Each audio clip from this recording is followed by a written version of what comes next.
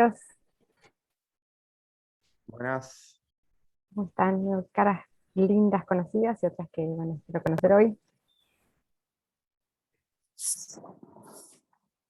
Vamos a esperar hasta 5 y vamos a empezar. Y lo que vamos a hacer es, lo que decidimos hacer con los chicos de Pez Banana es, yo voy a hablar yo, de Natalia Ginsburg, y voy a decir algunas cositas, y después, si quieren ir anotando preguntas en el chat, o incluso al final, simplemente levantan la mano y empezamos algún tipo de conversación para el final del encuentro, si les parece bien. Mientras que esperamos, me gustaría que levanten la mano los que ya leyeron en Natalia Ginsburg. Tengan cámaras, levanten la mano bien, bien. Eso es bueno. Poquitito es bastante. Gracias, Silvia. Poquitito es mucho. ¿Qué leíste, Silvia, que decís poquitito?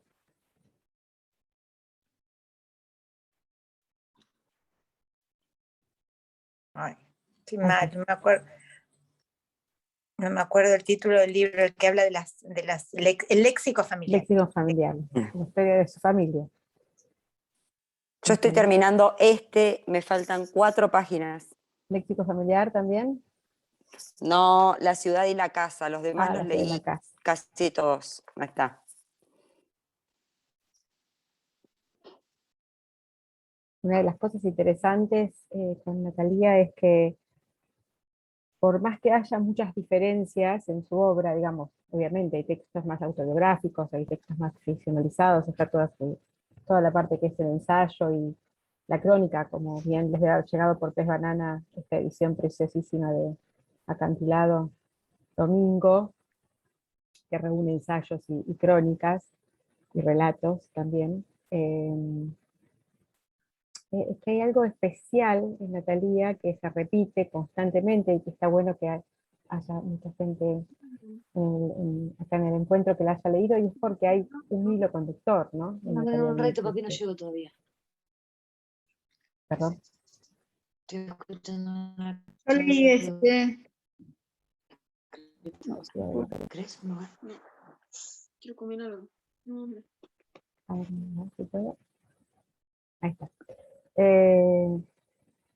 Lo que decía es que hay como un hilo conductor en Natalia, con lo cual, buenas tardes, Julieta. Habiendo leído 2 libros de ella, un par de ensayos, después cuando uno sigue leyéndola es única y se repite a la vez, ¿no? Como todo buen autor o autora tiene una línea, una ética, en un prólogo que escribió Italo Calvino, y esto fue lo que pasó, empezó diciendo algo así como que Natalia era la última mujer sobre la tierra. Vamos a hacer una cosa, si les parece, antes de empezar, si pueden silenciar los micrófonos, nada más que para que no entre ruido, ¿sí? Cada vez que quieran hablar o interrumpir o acotar, se silencian, así, e intervienen, pero así no, los ruidos no intervienen y no nos distraen. Bueno, siendo las 18:06, vamos a empezar porque después me va a pasar que no llego, como siempre. Decía que Italo Calvino, en un prólogo que escribió y esto fue lo que pasó, o hay varias traducciones de títulos para esa novela, se llamó Así fue, y así fue, y eso fue lo que pasó, que es una de mis novelas preferidas. Empieza diciendo que Natalia Ginsburg es la última mujer sobre la faz de la tierra. Dice que el resto son hombres, incluso las mujeres que quedan son hombres. Y esto para mí es una definición muy particular, muy cierta a la vez, de Natalia Ginsburg, pensando en que Natalia vivió casi todo el siglo XX, nació en 1916 y murió en 1991, pasó de muy chiquitita la Primera Guerra Mundial, viviendo en Italia, Segunda Guerra Mundial, con lo cual es protagonista escucha, perdón, me saqué un auricular y creo que puse el micrófono atrás. A ver ahora, ¿ahí se escucha mejor? ¿Sí? es protagonista del siglo, y es un protagonismo muy a la Natalia Ginsburg, porque no es una autora, es central para la literatura italiana, es central para la literatura escrita por mujeres en el siglo XX, y a la vez no es un nombre que nos suene tanto, con tanta fuerza, como nos puede sonar Silvia Plath, como nos puede sonar en esta parte del mundo, y esperemos que cada vez más en el resto del mundo, Clarice Lispector, o Silvino Campo, o Flannery O'Connor, o Virginia Woolf, o los ensayistas, ¿no? Si pensamos en, bueno, en tantas autoras, tantas autoras. Está en esa lista Natalia Ginsburg, es una autora que pertenece al gran canon de la literatura escrita por mujeres del siglo XX, y tiene el perfil bajo que ella tenía en vida, es muy particular. Uno, una vez que la conoce, ya no puede salir de ella, y se queda con uno para siempre, pero no sé si a ustedes les ha pasado, pero no es un camino sencillo para llegar a Natalia Ginsburg. Hoy estamos hablando mucho de ella porque últimamente, porque se cumplieron los 100 años de su nacimiento, y hay como, hay mucha cosa de recuperarla, entonces hay muchas editoriales traduciéndola de nuevo. Hay una biografía que salió hace muy poco, que no sé si la conocen, que publicó Siglo XXI, que es esta, está al revés, perdón, que se llama Natalia Ginsburg, Es buenísima. Audazmente tímida, una biografía que está escrita por su traductora, y esto es importantísimo, ¿no? Porque cuenta, como bien dice a Gabriel Amado en una entrevista que le hicieron. Gabriel Amado es la traductora de este texto, que está escrito originalmente en alemán. Los editores, los traductores, sobre todo cuando son traductores y editores de la vida, digamos, que han acompañado a los autores durante muchísimos años, les conocen las bambalinas, y nos pueden contar un poco que todas las cosas interesantes que tienen que ver con su vida privada, pero también, que creo que en el caso de Natalia es muy importante, con la vida asociada a la condición de escritora, y la vida asociada a la condición política. No hay un solo texto, nada está escrito fuera de la política. Punto. Habiendo dicho esto, no hay ningún texto de Natalia Ginsburg que no sea explícitamente político, en el que ella no baje una línea explícitamente política sobre su forma de ver el mundo, sobre su forma de pensar el mundo, y sobre todo su forma de ver a las mujeres. A ella no le gustaba que dijeran que era una escritora feminista, no se consideraba una escritora feminista, de hecho renegaba un poco del título, y por eso yo estoy desde el principio diciendo literatura escrita por mujeres, un poco en homenaje a lo que yo creo que ella le hubiese gustado que dijéramos de ella, era una literatura escrita por una mujer, pero era una gran defensora de las causas femeninas, feministas, una gran defensora, no tanto en el discurso, sino más bien en la acción. Su propia vida es una vida de una mujer feminista, casada 2 veces, dejó a sus hijos las veces que lo tuvo que dejar con su madre o con quien fuera para poder realizar la tarea que más le interesaba, que era su tarea de editora, rodeada de los grandes personajes de la literatura del momento, italianos y europeos en general. Ha descubierto autores, ha sido una gran... bueno, de hecho, ella descubre el diario de Ana Frank, que se traduce al italiano, ¿no? O sea, no es menor. Para los 20 y pico de años ya había traducido ella misma los 4 volúmenes de En busca del tiempo perdido de Proust, al italiano. O sea, ella le ingresa a la biblioteca universal italiana una serie de textos fundamentales, y su rol como traductora fue muy importante, y su rol como defensora de los traductores. Hay una anécdota muy divertida en Inaudi, que ahora vamos a entrar un poquito en todos los detalles, estoy haciendo una introducción más general, en el que ella se plantea y dice: yo no voy a seguir traduciendo por 2 mangos este texto que es difícil, y yo lo tengo que escribir en italiano como si fuera de cero, con lo cual hasta que a mí no me paguen lo que realmente vale traducir, yo no traduzco, y genera un primer antecedente del rol del traductor como bueno, un rol fundamental para que, entre otras cosas, nosotros hoy estemos leyendo a Natalia Ginsburg. O sea, no sé cuántos de ustedes la leen en italiano, pero básicamente la mayor parte de nosotros la leemos en traducción. Y por eso es tan importante nombrar a aquellas personas que hicieron posible En el caso de la traducción de este libro que les llegó por Pez Banana, es nada más y nada menos que el autor español Andrés Barba, un gran autor, un gran escritor, con lo cual nos asegura también una excelente traducción. Hay muchos traductores que reniegan de esto que acabo de decir, pero para traducir también hay que saber escribir. No habla mal de los traductores, sino habla mucho, más bien de los traductores. Bueno, decía que nació en 1916, de una familia en la que ella es la hija menor de hay 4 hermanos, y ella le lleva 16 años al más chico, con lo cual es una nena que casi se cría sola, podemos decir. Y su apellido original, el apellido de su padre, es Levi, entonces pertenece a una familia católico-judía, el padre es médico, y ya en la Primera Guerra Mundial, siendo ella muy chiquitita, el padre va a la guerra como médico, y entonces empieza un itinerario de mudanzas que la va a acompañar a Natalia Ginzburg toda su vida. Es una mujer bastante nómade para la época, se muda varias veces, primero de chica con su familia, y luego ya como mujer adulta y con sus hijos, y su primer marido y su segundo marido, va a vivir en Londres, va a vivir en Turín, va a vivir en Roma, va a viajar por toda Italia, porque entre otras cosas, además de ser una traductora y editora muy importante de la Einaudi, tiene una época de acción política real en la que es diputada por un partido independiente de izquierda, y hay una de las cosas interesantes en el registro de la Cámara de Diputados que dice que es una de las mujeres digamos, uno de los diputados con menos cantidad de texto taquigrafiado, digamos, se ve que no hablaba mucho en el Congreso, son muy elocuentes sus pocas intervenciones, y sí presentaba proyectos. Y el tema es que cuando vio que sus proyectos no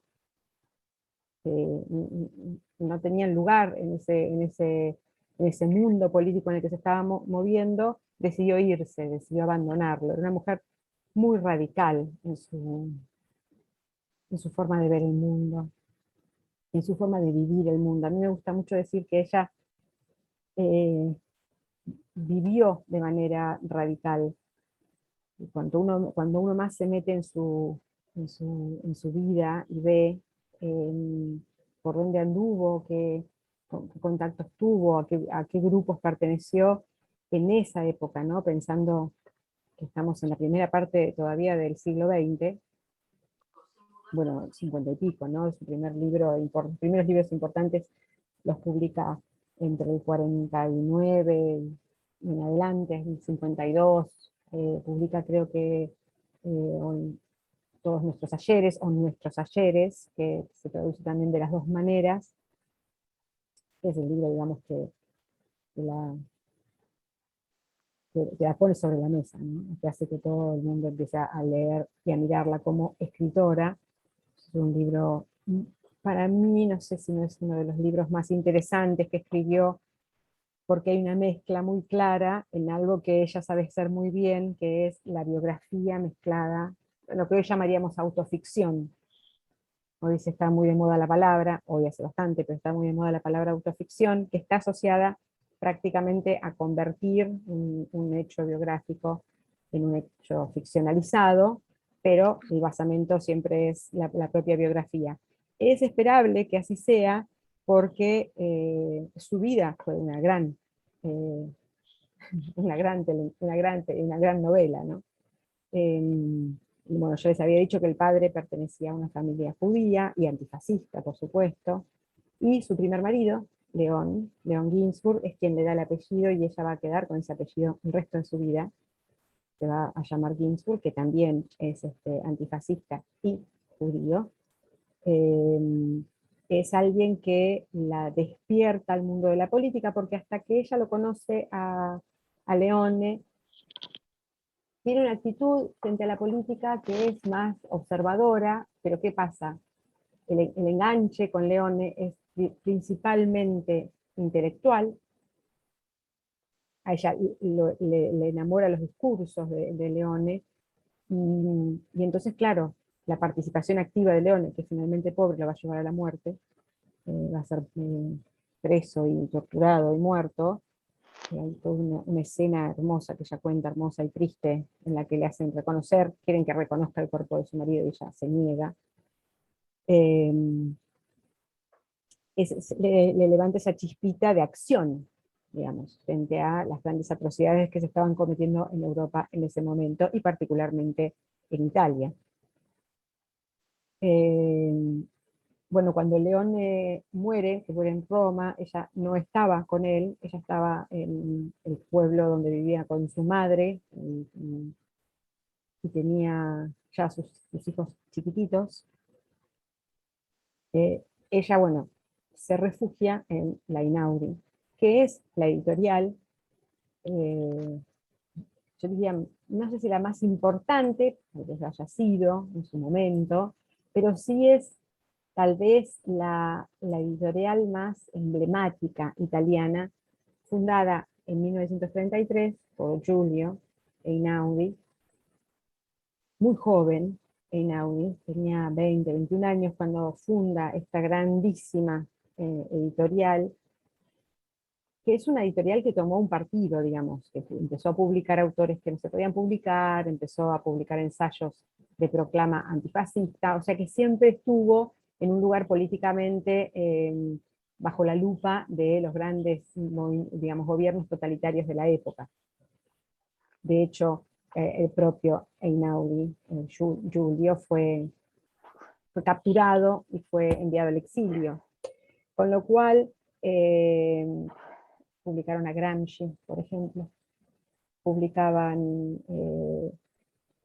a todos los autores importantes de la época, y sobre todo, algo que, volviendo a Natalia, es muy importante, el grupo de personas que formaban, digamos, el directorio editorial de Einaudi eran Italo Calvino, el propio Leone, Ginsburg, y Cesare Pavese.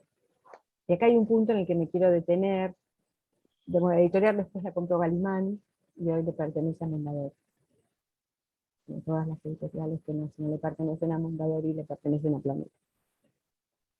Pero primero pasó por Gallimán, la editorial francesa. Me quiero detener en Cesare Pavese porque Cesare Pavese fue una influencia determinante para Natalia. Se volvieron íntimos amigos, y Cesare Pavese le da, en sus lecturas de su obra, en las lecturas de la obra de Natalia, la mirada más, si se quiere, romántica, entre mil comillas, del amor. Cuando uno lee a Natalia Ginsburg, les tiene que haber pasado. Es una lectura muy sencilla, claramente sencilla por momentos, o sea, uno lee historias, no son enroscadas, y bueno, excepto, y esto fue lo que pasó, ¿no? Que es una historia de una mujer que le mete una bala entre los ojos al marido, y podríamos decir que es bastante truculenta. Cuando uno lee las razones, no para justificarla, pero bueno, una mujer muy maltratada, una mujer que padece abusos sexuales, una mujer muy engañada por este hombre. Pero lo que hace Cesare es darle esta mirada sobre el amor romántico, que a Natalia claramente le costaba, por lo menos escribir, y seguramente también vivir. Una mujer muy racional, muy dura. Se nota si han visto fotos de ella, ¿no? Alguien recién mostró una tapa de una foto, no sé si la tienen a mano. Había alguien mostrando un libro que tenía Natalia en la tapa. No sé quién fue. No recuerdo. Bueno, si está por ahí y la quiere mostrar, sería bárbaro. Pero bueno, esa dureza que se muestra en el rostro, la traslada a su vida de una forma bastante... Bueno, ¿Se ve? a ver.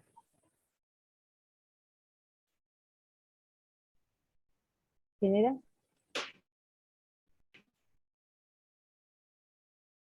Ahí está. Bueno, ahí se está riendo. Entonces no es tan dura. Ahí se está riendo, Sí, ahí se está riendo. Le pica el ella, dedito. por ejemplo, esa está dura. ella, ¿no? Siempre el pelo Ahí está. corto, nunca maquillaje, o sea, no es muy femenina. ¿Por qué? Porque ella consideraba, entre otras cosas, que el arquetipo de lo femenino ¿Qué haces? en los años 50, sí, perdón, alguien quiso decir algo. ¿Alguien dijo algo? ¿no? Perdón. No le parecía nada bien, digamos. Por eso, entre otras cosas, ella decía que era madre, pero que ella no iba a ser arrastrada, digamos, en su condición de madre, a ser solamente madre. Entonces, por ejemplo, no tenía ningún problema en si tenía que dejar a sus hijos para cuidarlos, porque iba a pasar por situaciones peligrosas, sobre todo en su época no de en que ella estaba más activa, sino más bien que su marido estaba activo o que la Einaudi estaba siendo vista muy con ojos de persecución. Se desprendía de sus hijos y podía no verlos por un año. Se los cuidaba la madre, con quien tenía una relación pésima, pero a la vez muy íntima, en el que contaba con su madre no lograba entender, el léxico familiar está muy claro esto, no sé quiénes lo han leído, pero la madre no lograba entender esa actitud de Natalia, el que la entendía muy bien era su padre, que bueno, también muere cuando ella es muy chiquitita, y ella dice que desde siempre quiso ser escritora y al parecer su padre la acompañaba, ¿no? en esta locura. Pero no me quiero perder, estaba diciendo que Cesare Pavese le da a ella un giro muy interesante en la forma de ver las relaciones humanas. ¿Por qué? Porque Pavese, entre otras cosas, estaba siempre enamorado del amor, vivía enamorado todo el tiempo. Entonces, para él no existía el amor que no fuera el amor romántico, ¿no? Y, bueno, muchas veces se ha hablado de algún tipo de relación, ¿no? Entre ella y Cesare, que probablemente haya estado también rodeada de un amor platónico, si se quiere, entre los dos.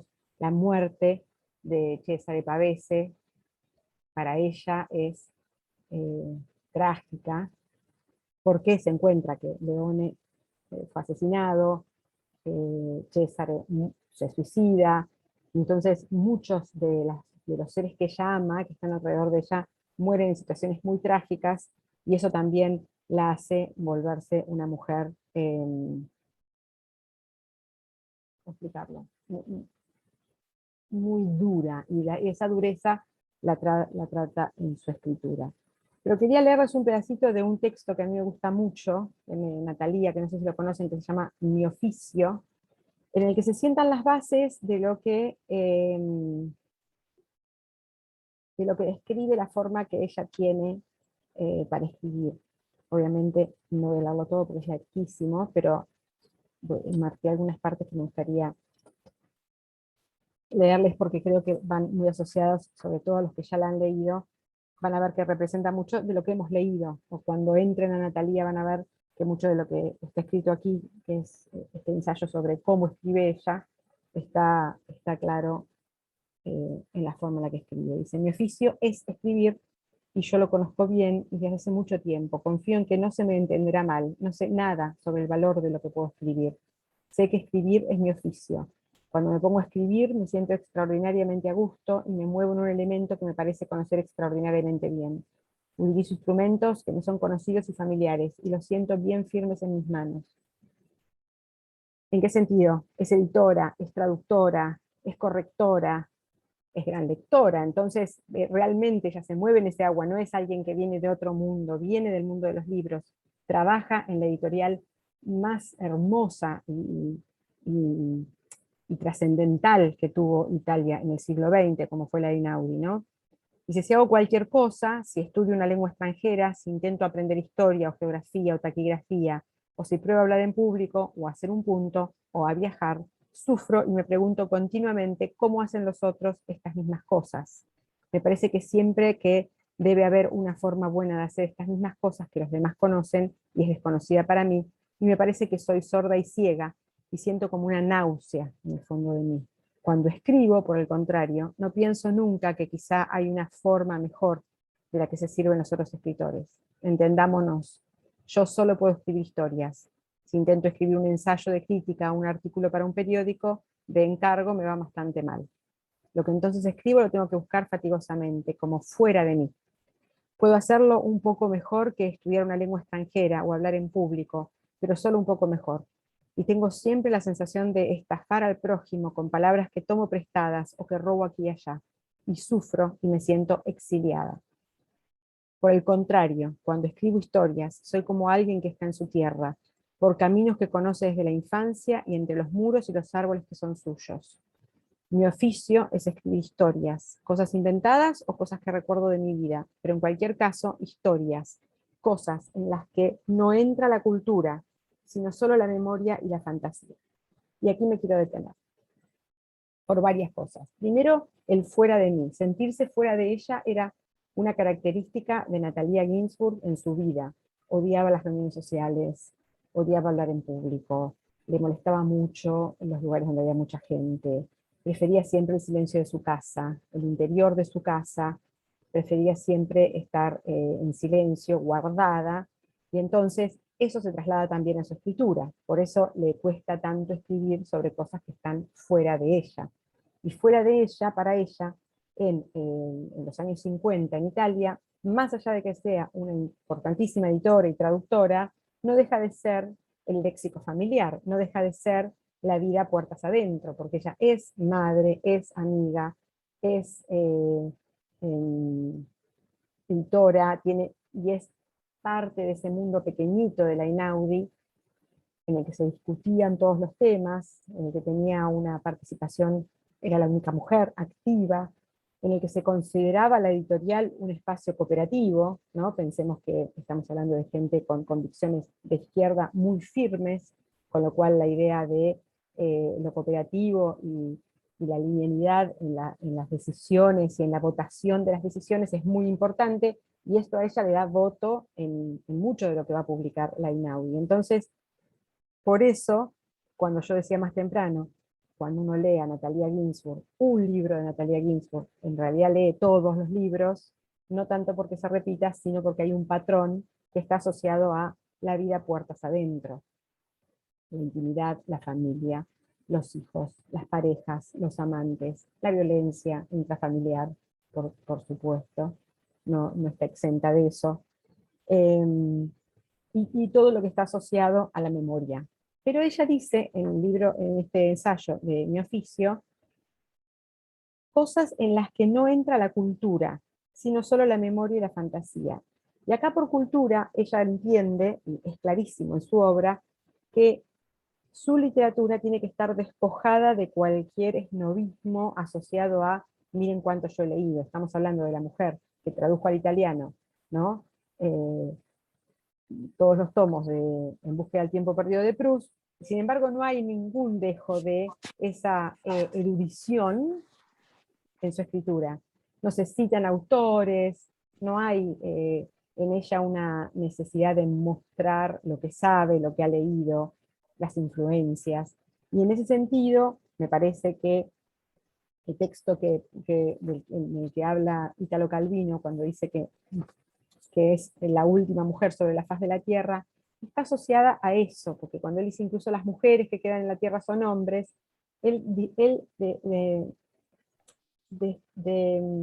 despega a Natalia Ginzburg de una corriente literaria, empezando por él mismo, si han leído a Italo Calvino entenderán de lo que hablo, es una constante cita y referencia, y aunque vos no te des cuenta, él está citando toda su biblioteca, tenía acá, porque él era los clásicos y pensaba en eso hoy temprano, este libro de Italo Calvino que es precioso. Hay una erudición en su escritura, que la podemos encontrar en Cortázar, en Rayuela de Cortázar, por ejemplo, es un gran ejemplo, que no está en Natalia Ginzburg. Y eso era un signo de los tiempos, o sea, la literatura se estaba transformando en esa época en un espacio para pocos entendidos, eruditos, que se citaban entre sí. Entonces ella, como dice Italo Calvino, es la única que queda al margen de todo. Entonces cuando Natalia Ginzburg en su ensayo Mi oficio dice la cultura queda afuera, no se refiere a la cultura como la entendemos hoy. El concepto de cultura como lo entendemos hoy, que todo es cultura, ¿no? Ella no está afuera de su cultura. Ella habla de una cultura de una mujer italiana de los años 50, en Turín, en Roma, una mujer culta, asociada a los judíos, asociada a los movimientos antifascistas, asociada a una gran editorial,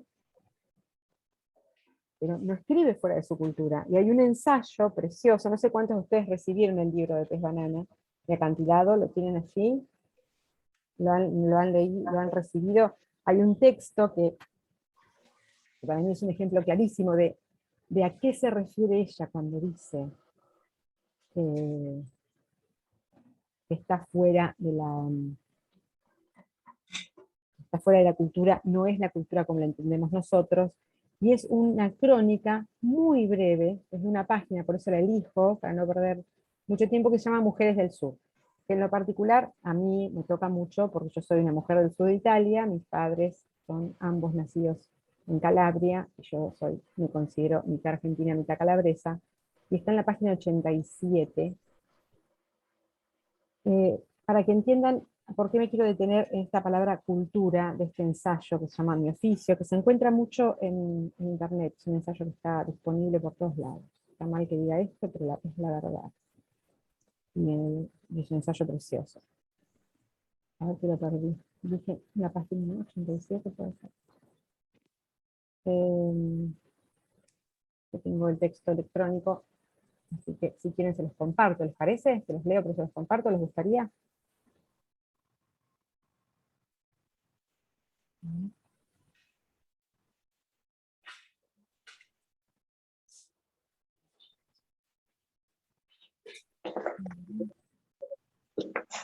Un segundito, ¿eh?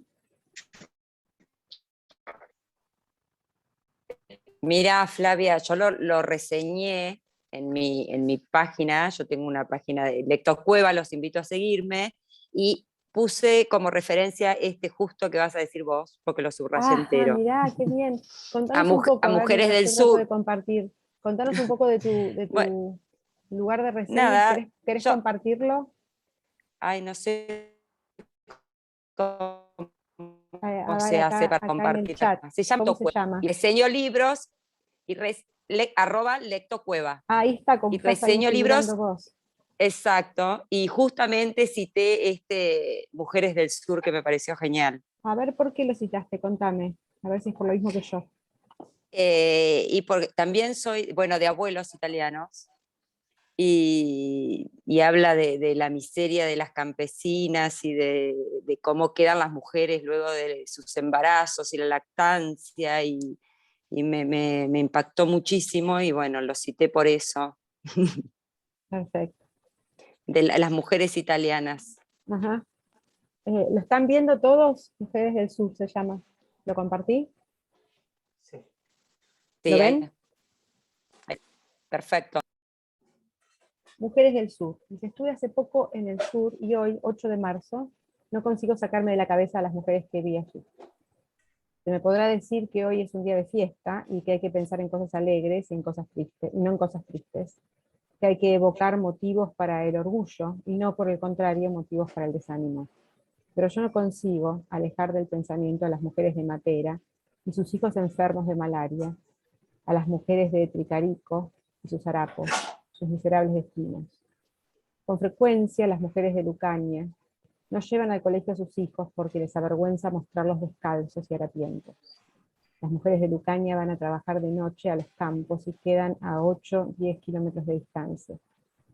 Las mujeres de Lucania viven en casas fétidas, de humedad, y enferman de malaria y tuberculosis.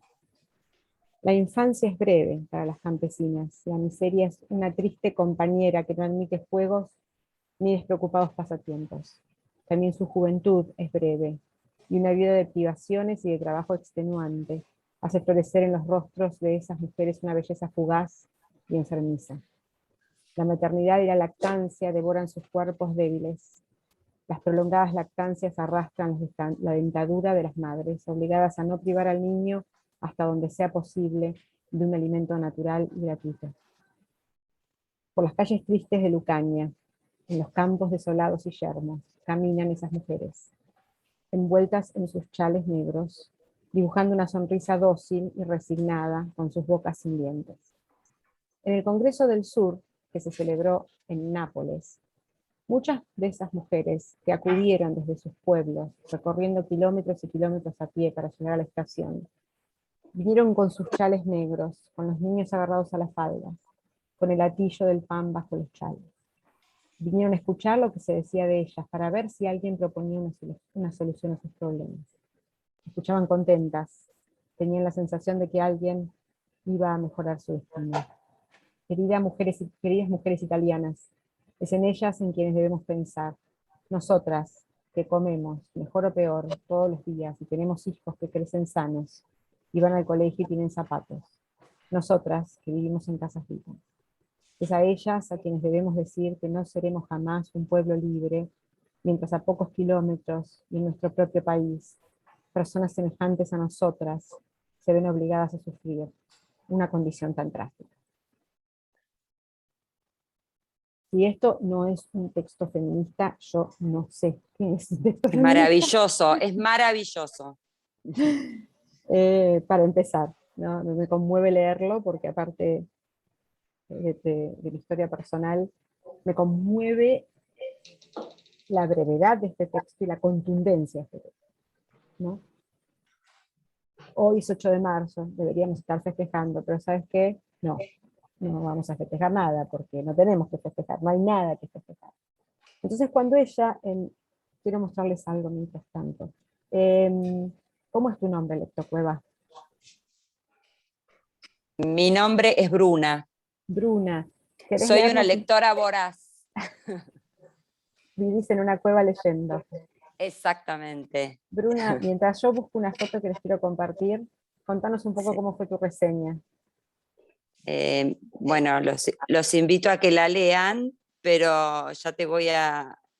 Mirá, puse, leer a Natalia una mañana templada de sol es lo más cercano a la felicidad que puedo encontrar en este mundo cruel.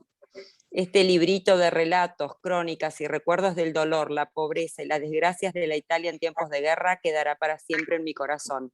Y cito la parte desde la infancia hasta una condición tan trágica que termina. Está muy bien. Está muy bien. A ver si logro encontrar. Déjenme ver una cosa. Les quiero mostrar algo que tiene mucho que ver mientras les cuento. Por eso yo digo, ¿no? En mi oficio, que parece un texto que escapa a la cultura en el sentido a la política, es donde ella más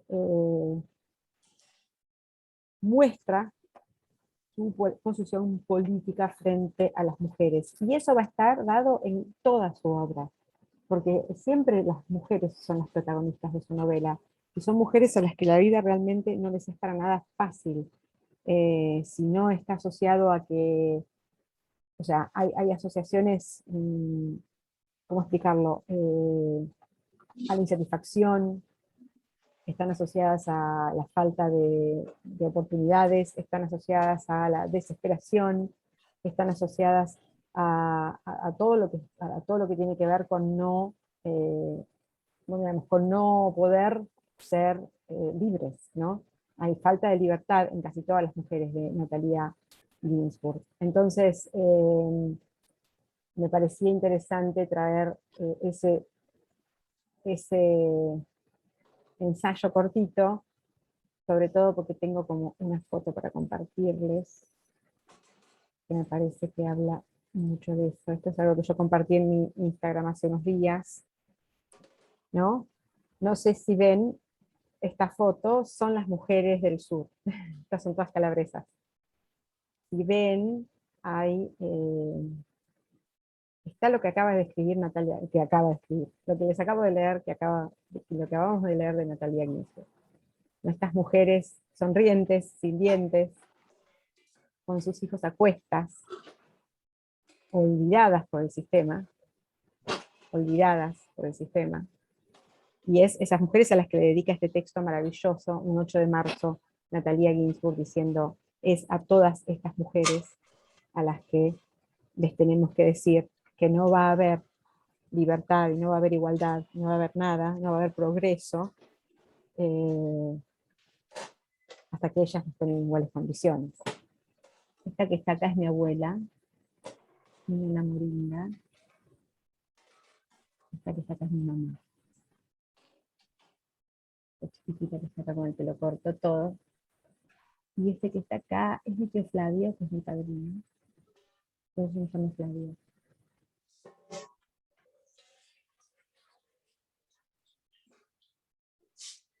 Yo creo que no me presenté al principio de la charla, mi nombre es Flavia Pitela, y soy hija de italianos, ni siquiera de nieta de italianos. Con lo cual para mí Natalia Ginzburg es todo el tiempo una película de Fellini.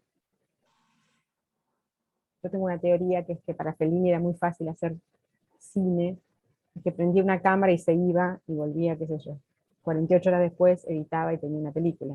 Vivir en Italia es más o menos eso, que ves en una película de Fellini y que ves en una novela de Natalia Ginzburg. Lo que ves en los ensayos, en las crónicas, en las obras de teatro hay un poco más de humor, hay un poquito de humor, no tanto.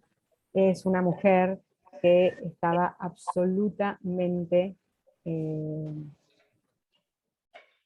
encendida, absolutamente anclada en el siglo XX.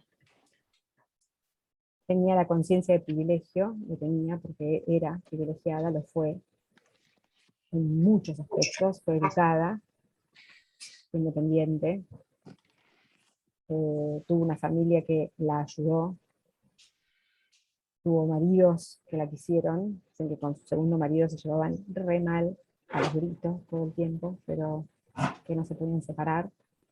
Vivió en Londres, representó a la casa italiana en Londres mucho tiempo. Formó lo que es hoy el canon de literatura universal de ida en Italia hasta el día de hoy, con sus traducciones.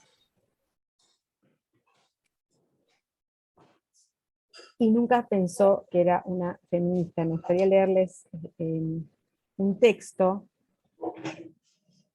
Tengo 17 cosas para leer y ya son menos cuarto y me quiero matar. Siempre me pasa lo mismo. Hay alguna gente que me conoce acá que sabe lo que me pasa. Es como un karma.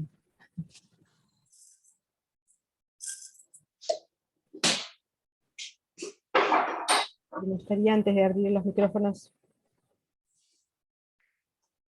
leerles algo, que dice así: gustaba poco de la escritura de mujeres, sin embargo, cuando entre sus lecturas para el Einaudi encontraba un texto que le generaba un reconocimiento inmediato, se ponía firme, obsesiva, incansable, hasta lograr la publicación o al menos un respaldo seguro.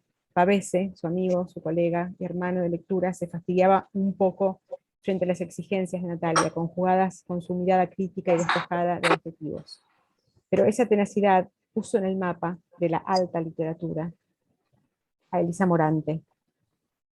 Si Einaudi publicó el diario de Ana Frank, fue por recomendación urgente de Natalia Ginzburg, quien enseguida detectó que Ana era, y entre comillas, la única que de algún modo se preparaba para morir, la única que busca en su propia historia un significado universal.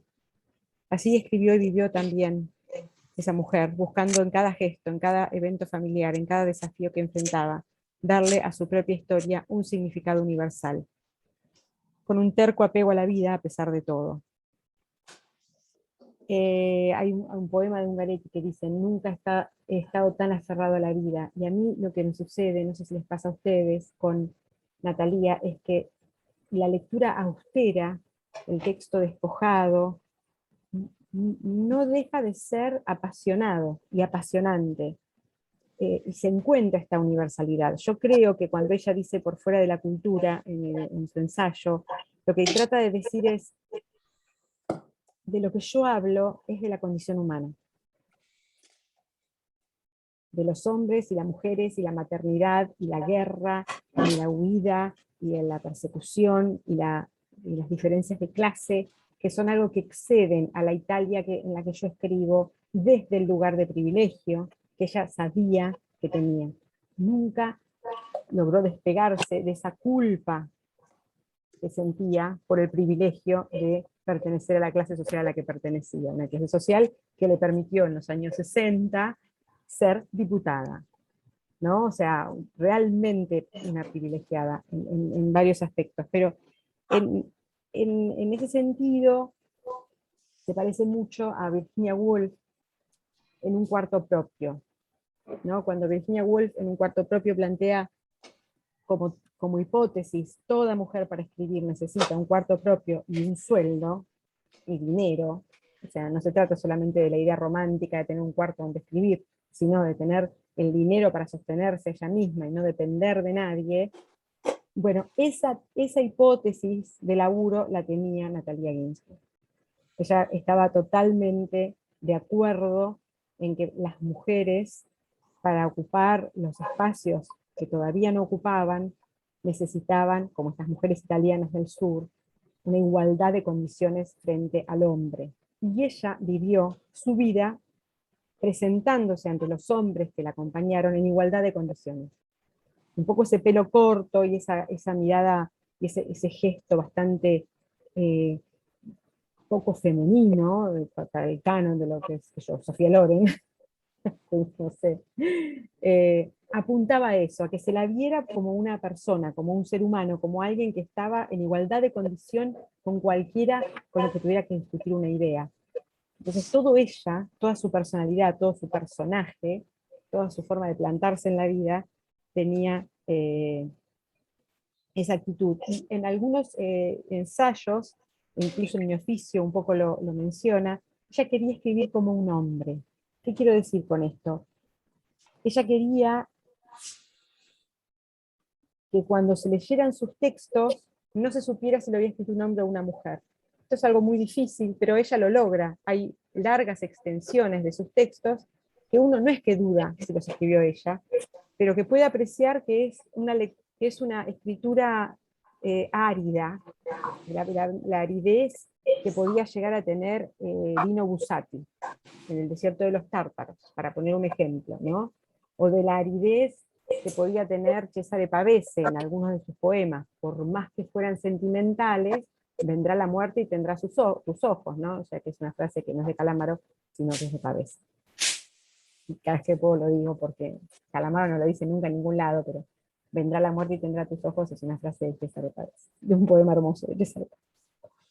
Bueno, entonces esa condición en la que ella quiere ser radicalmente despojada de su género, hace que nosotros tengamos textos tan bellos como Todos nuestros ayeres, o tan bellos como Léxico familiar, en el que es una crónica ascética que cuando uno la lee parece sencilla, pero tiene capas y capas y capas de interpretación, porque no es una mirada doméstica, bajo la aparente sencillez de su escritura, está esto que decíamos hoy, hay una universalidad. Mucho de lo que leemos en Natalia Ginzburg, muchos de nosotros nos sentimos identificados, son nuestros propios padres, nuestros propios hermanos, nuestra propia vida, no hay una lejanía ni en tiempo ni en espacio con Natalia, ¿no? Y eso creo que también es fascinante, que no sepamos muy bien, no sepamos muy bien en qué época Natalia Ginzburg escribió. Entonces, para redondear y abrir los micrófonos, si yo tuviera que decir por qué leer a Natalia Ginzburg o qué es Natalia Ginzburg, yo creo que Natalia Ginzburg es una tinta de veracidad y de compromiso con la realidad y con la verdad social. Es alguien que vivió su vida como la escribió, y acá hay un valor impresionante.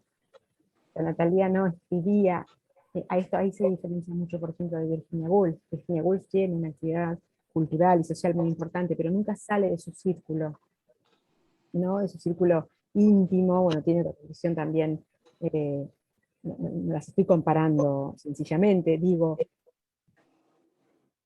no es Silvia Plath, que no lo resistió y se suicidó. Me explico, ella vivió todo el siglo, del 16 al 91, dio su vida de acuerdo a cómo la escribió. Entonces pareciera que sus memorias, o esto que dice en el ensayo Mi oficio, es más un tratado sobre cómo hay que vivir la vida, por más que se digan, bueno, son mis memorias, son recuerdos. Para mí, la escritura de Natalia Ginzburg es más un manifiesto. Manifiesto de lo que está para ella bien, lo que está mal, en el lugar de la mujer, sobre todo, en la época en la que ella vivió. Y al escribirlo, creo que ella sabe, y esto se me ocurre a mí de leerla nada más, que con esta escritura ella está empuñando un arma, ¿no? Y acá lo masculino, digamos, ella sabe que está empuñando un arma, y que está defendiendo un espacio, y que está defendiendo a costa de su propia vida, que fue bastante difícil por ser así, todo eso en lo que ella creía y en lo que escribía, tanto en los ensayos como en la ficción.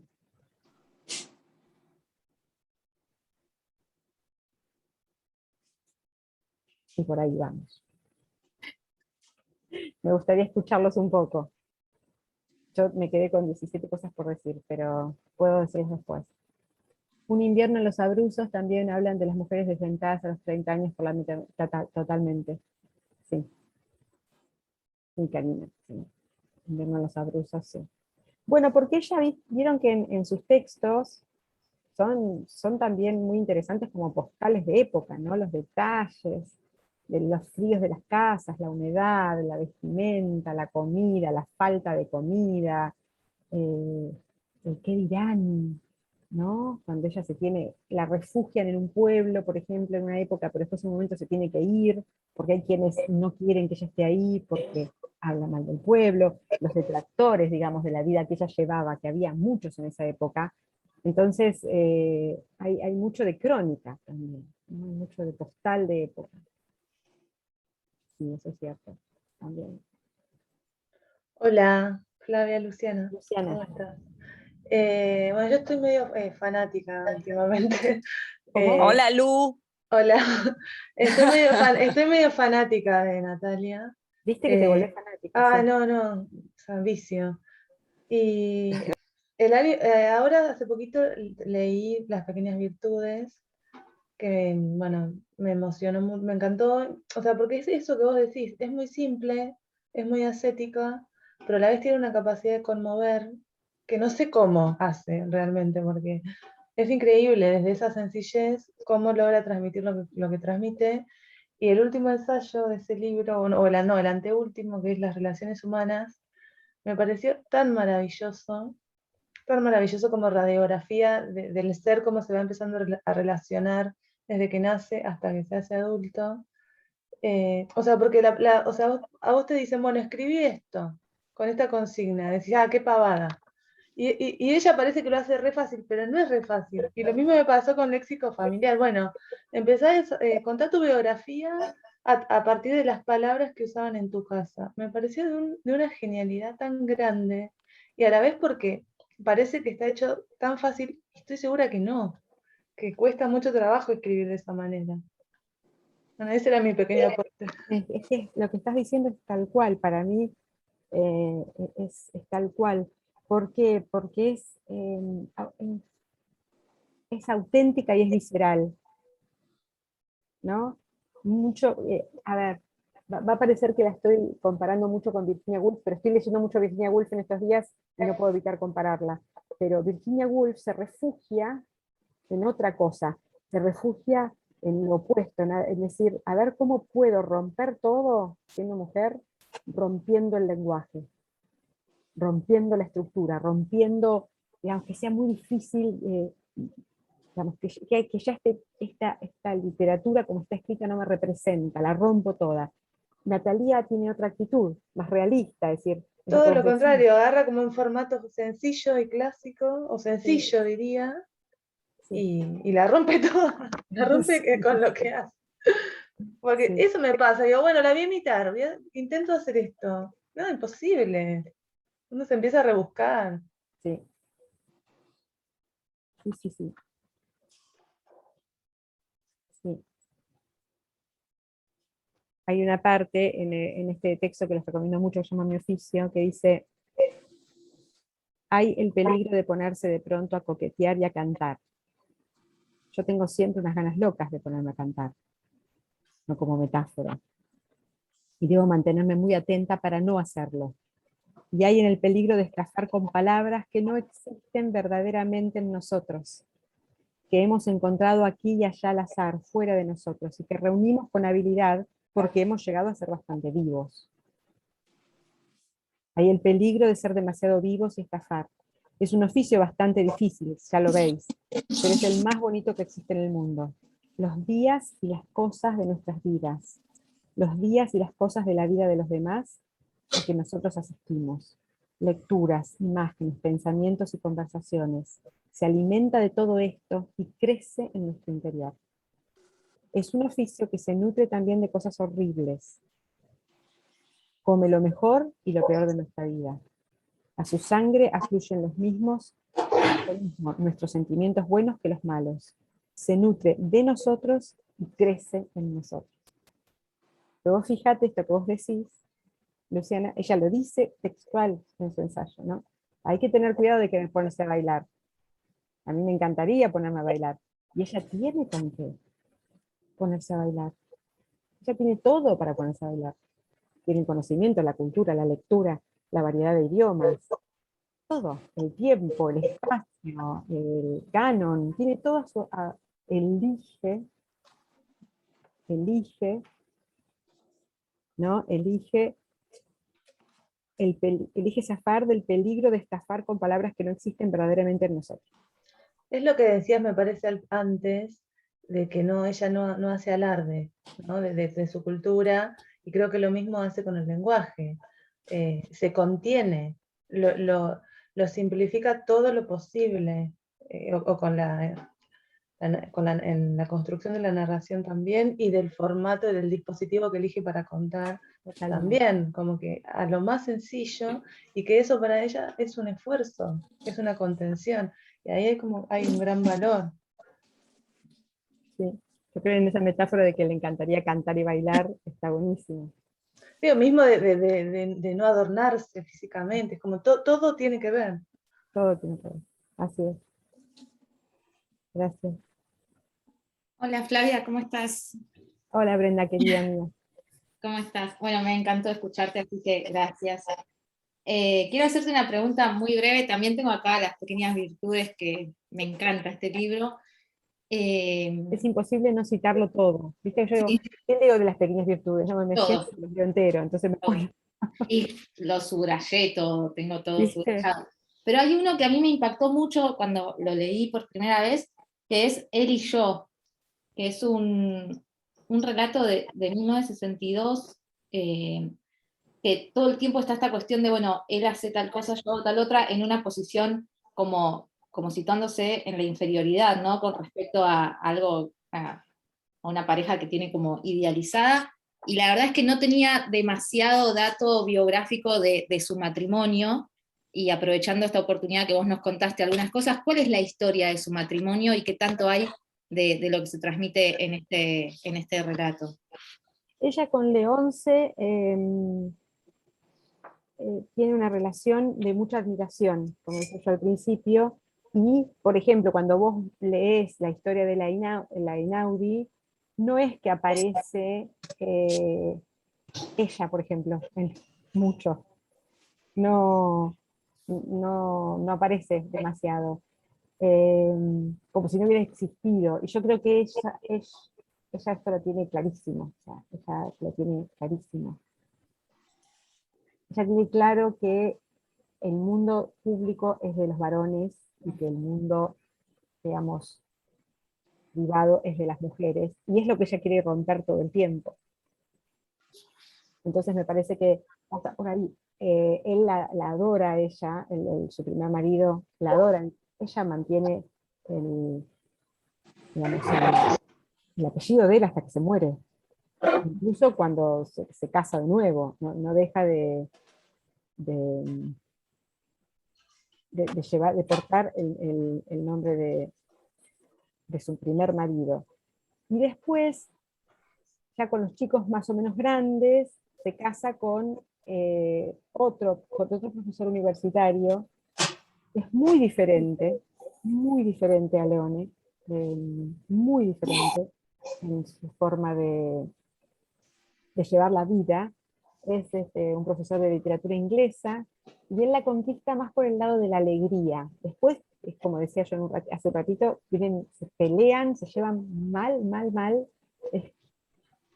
se cuenta que se la pasaban a los gritos, ¿no? Pero él le muestra un mundo, se la lleva a Londres, ella no lo pasa bien en Londres, extraña mucho Italia, no para de extrañar Italia, quiere volver, de hecho escribe para Italia todo el tiempo, porque es su forma de estar conectada. Tienen 2 hijos, y alrededor de ella siempre los hombres la acompañaron mucho, la respetaron mucho y la ensalzaron, digamos, la quisieron.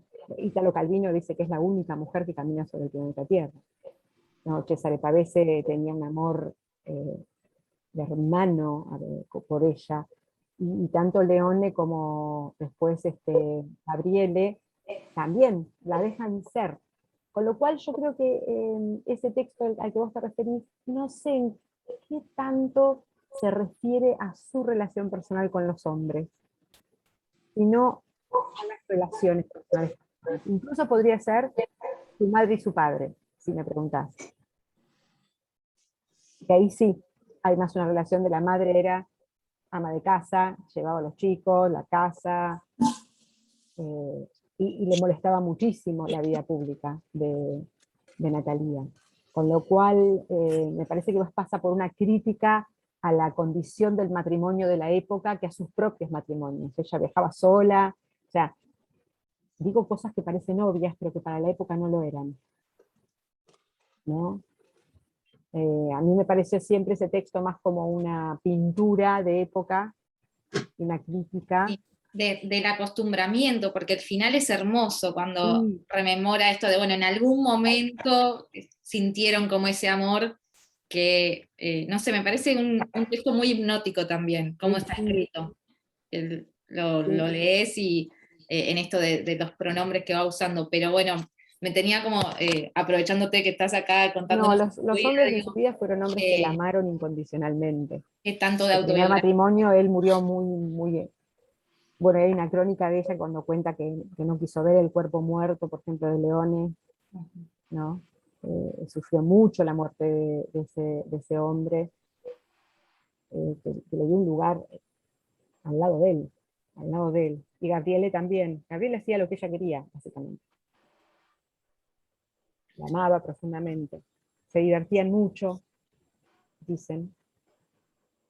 Pero me parece que pasa más por ahí, ¿no? Por una pintura, y que también es eso que vos decís, no hay, hay también el rescate del amor que hubo en algún momento, del amor pasional, que se movilizó, se cambió, se mudó a otro tipo de amor, ¿no?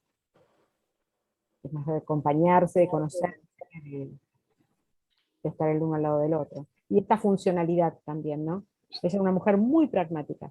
Decía, bueno, hay que mudarse, ¡pum! Armaba las cosas e iba. Esta casa es muy húmeda, nos mudamos. No puedo estar con los chicos, los subo a un tren, se los llevo a mi vieja. Era una mujer muy pragmática. Una mente muy calculadora en el buen sentido, ¿no?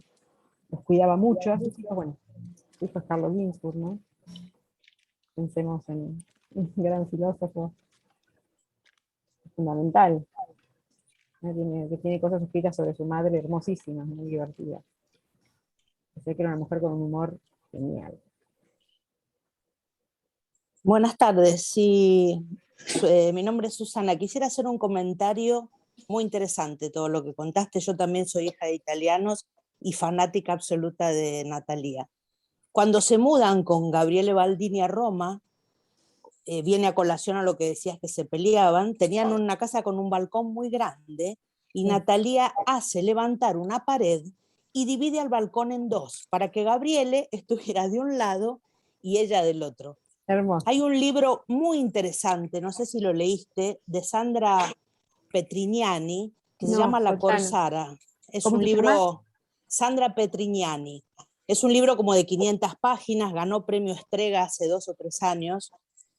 Y Sandra Petrignani es una periodista que logra, después de mucho trabajo, es periodista y escritora, que Natalia lea un libro que ella había escrito y la cita en su casa para decirle con toda su mirada adusta y su cara siempre seria, que tengo una teoría de por qué es eso, decirle que su libro es una porquería. Y se lo dice así, de frente, sin ningún problema. Le dice, su libro es malísimo, después va a tener éxito Sandra con este libro.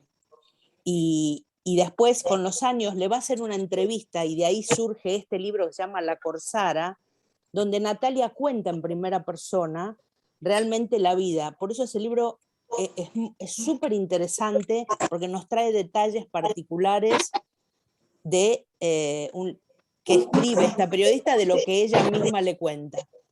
Cuando se casa con Baldini, van a tener 2 hijos, Antonio y Susana.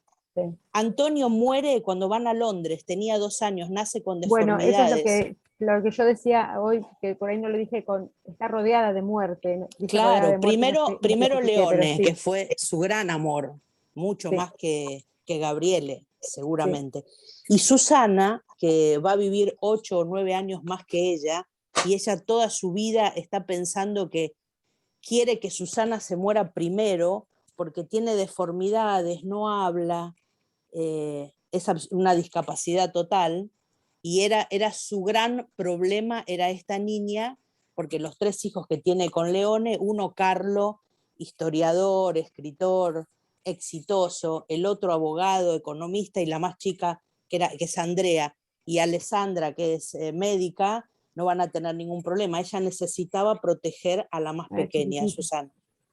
Y cuando Sandra Pertiniani va a presentarle este libro para que Natalia lo lea, ella cuenta que se sentía del piso de arriba del departamento unos ruidos guturales. Que eran la hijita. Y que eran la hija. Y que Natalia es como que hizo como, digamos, estaba tan acostumbrada a eso que no dio explicaciones, nada, dejó que pasara. Impresionante. Y por eso creo que esta cara siempre seria es porque vivió cosas realmente tremendas. Mucha muerte. Sí. Mucha muerte y mucho peligro. O sea, mucho peligro. Porque los padres en Torino... Un montón de tiempo, un montón de veces. Pero de pequeña también. Claro, porque claro, los padres recibían a antifascistas que después se iban a París. Padre, claro. O sea, ese peligro total. Que ayudados por Olivetti, Adriano Olivetti, que es el hijo del dueño de las máquinas Olivetti, también judío. Exacto. Eso se cuenta muy bien acá en la biografía. Tenés que leer La Corsara, es en italiano, fantástico. Está corto y me la compro. Bueno, eso, gracias. Gracias, muchas gracias por este dato. Y una cosa más, para salir de los cánones absolutos de la escritura de Natalia, hay que leer la obra de teatro, yo leí todo en italiano, así que el nombre será igual, Lo sposato per allegria, me casé por alegría. Me casé por alegría. Que es absolutamente cómico. Es muy cómica. Por eso, es todo lo contrario a Scarpe Rotte. Claro, al principio viste que un poco, ella dicen que tenía un humor genial y en las obras de teatro es donde mejor se muestra. Me he casado por alegría, hay que leerlo. Sí, no tiene nada que ver con nada. Claro.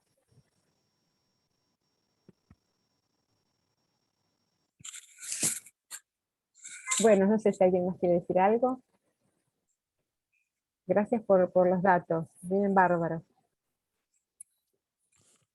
Y a ver si no está traducido La Corsara, así que por ahí, Juliana, avísale a la gente. Sí, eso es lo que estoy viendo, lo estoy buscando y no está traducido. De Acantilado, ahora les voy a escribir a los de Páginas de Espuma, siglo XXI. Tienen que editarlo, urgente. Claro. Todos los que están ahora traduciendo a Natalia. Sí, me acuerdo.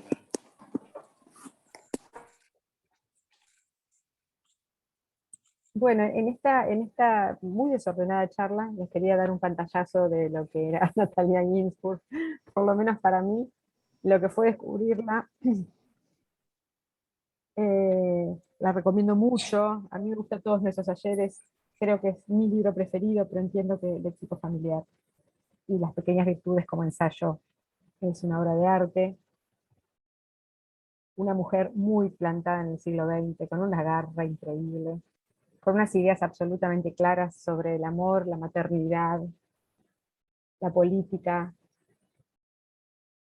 el lugar de la mujer, las injusticias, muy sufrida, muy austera en su escritura, muy profunda. Y estamos contando con unas traducciones bellísimas, así que hay que aprovechar para leerla toda. Y ahora agregamos la Corsara, la vamos a leer también, para saber más aún, ¿no? Si me permitís una última cosa. Por favor.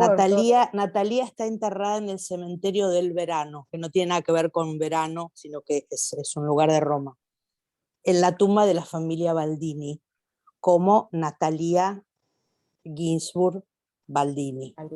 Y Leone, en la parte del cementerio es muy grande, inclusive hay colectivos para moverse adentro. En la parte al costado, a la derecha, digamos, de donde está Natalia, está la parte hebraica, la parte de los judíos, y la tumba de Leone es un cuadradito en la pared. Cuando yo fui tenía una flor de plástico y Leone realmente fue un tipo increíble porque dio su vida por sus creencias. Sí.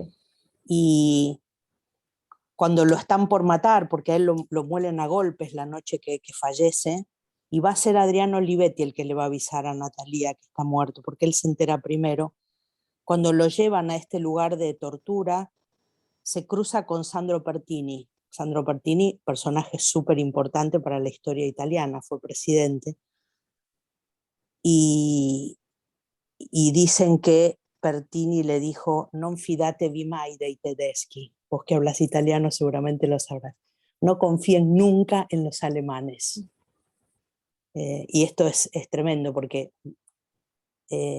a pesar de las leyes raciales del 38 en Italia, los judíos, si bien perdieron sus puestos universitarios o sus puestos de privilegio, fueron perseguidos hasta ahí. Pero cuando después viene la ocupación alemana en el 43, es ahí donde pasan todas las cosas tremendas que pasaron en Italia.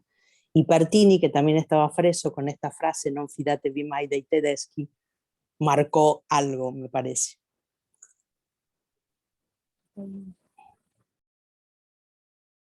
Y así todo, y uno piensa que ella lee los diarios de Ana Frank, ¿no? Y dice: hay que traducir esto, porque es la única que entiende lo que habla.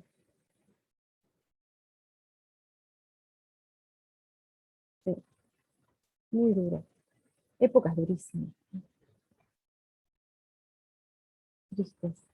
Por eso la agarro a esta mujer. A mí me fascina ese gesto adusto de su cara, el cigarrillo en la mano.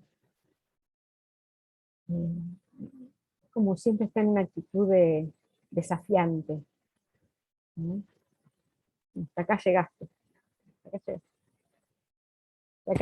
De acá para mi lado no entras. Ni con mis hijos, ni con mis amigos, ni con mis libros, ni con mi país, ni con mis mujeres.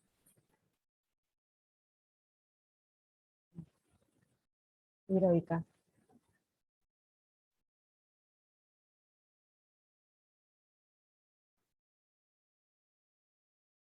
Bueno,